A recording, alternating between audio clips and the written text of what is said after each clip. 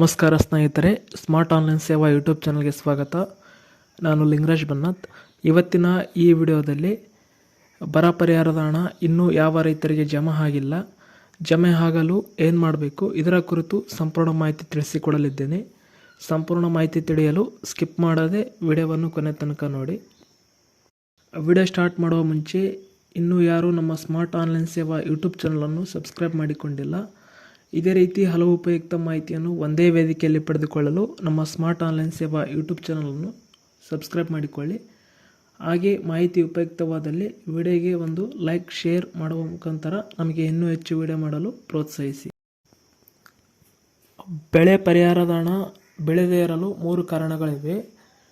ನಿಮ್ಮ ಹೊಲಗಳಿಗೆ FID ಮಾಡಿಸದಿದ್ದರೆ ಬೆಳೆ ಪರಿಹಾರದ ಹಣ ಜಮೆ ಆಗುವುದಿಲ್ಲ, ಮತ್ತು ನಿಮ್ಮ ಪಹಣಿಗೆ ಆಧಾರ್ ಕಾರ್ಡ್ ಲಿಂಕ್ ಆಗಿದೆಯಾ ಇಲ್ವಾ ಎಂದು ಪರಿಶೀಲಿಸಿ. ಒಂದು ವೇಳೆ ಲಿಂಕ್ ಆಗದಿದ್ದರೆ ಬೆಳೆ ಪರಿಹಾರದ ಹಣ ಜಮಾ ಆಗುವುದಿಲ್ಲ. ಹಾಗೆಯೇ ನಿಮ್ಮ ಆಧಾರ್ ಕಾರ್ಡ್ ಬ್ಯಾಂಕ್ ಖಾತೆಗೆ NPCI ಆಗಿದೆಯಾ ಇಲ್ಲ ಎಂದು ಪರಿಶೀಲಿಸಿ. ಒಂದು ವೇಳೆ NPCI ಆಗದಿದ್ದರೂ ನಿಮಗೆ ಬೆಳೆ ಪರಿಹಾರದ ಹಣ ಜಮೆ ಆಗುವುದಿಲ್ಲ. ಆದ ಕಾರಣದಿಂದಾಗಿ ಇನ್ನೂ ಯಾವ ರೈತರು ನಿಮ್ಮ ಹೊಲಗಳಿಗೆ FID ಮಾಡಿಸದಿದ್ದರೆ ಕೂಡಲೇ FID ಮಾಡಿಸಿ. ಹಾಗೂ ಪಹಣಿಗೆ ಆಧಾರ್ ಕಾರ್ಡ್ ಲಿಂಕ್ ಮಾಡಿಸದಿದ್ದರೂ ಕೂಡ ಪಹಣಿಗೆ ಆಧಾರ್ ಕಾರ್ಡ್ ಲಿಂಕ್ ಮಾಡಿಸಿ. ಹಾಗೂ ನಿಮ್ಮ ಬ್ಯಾಂಕ್ ಖಾತೆಗೆ ಆಧಾರ್ ಕಾರ್ಡ್ NPCI ಆಗಿದೆಯಾ ಇಲ್ಲ ಎಂದು ಪರಿಶೀಲಿಸಿ. NPCI ಆಗದಿದ್ದರೆ NPCI ಮಾಡಿಸಿ. ಈ ಮುಂಚೆ ತಿಳಿಸಿದ ಎಲ್ಲ ವಿಧಾನಗಳು ನೀವು ಮುಗಿಸಿದ್ದರೂ ನಿಮಗೆ ಇನ್ನೂ ಬರ ಪರಿಹಾರದ ಹಣ ಜಮಾ ಆಗದಿದ್ದರೆ ವೇಟ್ ಮಾಡಿ. ಹಂತವಾಗಿ ಬರ ಪರಿಹಾರದ ಹಣ ಜಮಾ ಆಗುತ್ತೆ.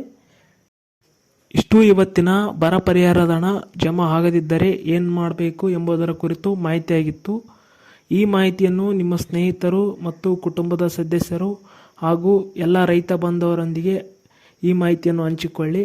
ಹಾಗೆ ಮುಂದೆ ಇದೇ ರೀತಿ ಹಲವು ಉಪಯುಕ್ತ ಮಾಹಿತಿಯನ್ನು ಒಂದೇ ವೇದಿಕೆಯಲ್ಲಿ ಪಡೆದುಕೊಳ್ಳಲು ನಮ್ಮ ಸ್ಮಾರ್ಟ್ ಆನ್ಲೈನ್ ಸೇವಾ ಯೂಟ್ಯೂಬ್ ಚಾನಲನ್ನು ಸಬ್ಸ್ಕ್ರೈಬ್ ಮಾಡಿಕೊಳ್ಳಿ. ಹಾಗೆ ಮಾಹಿತಿ ಉಪಯುಕ್ತವಾದಲ್ಲಿ ಲೈಕ್, ಶೇರ್ ಹಾಗೂ ಸಬ್ಸ್ಕ್ರೈಬ್ ಮಾಡುವುದನ್ನು ಮರೆಯಬೇಡಿ.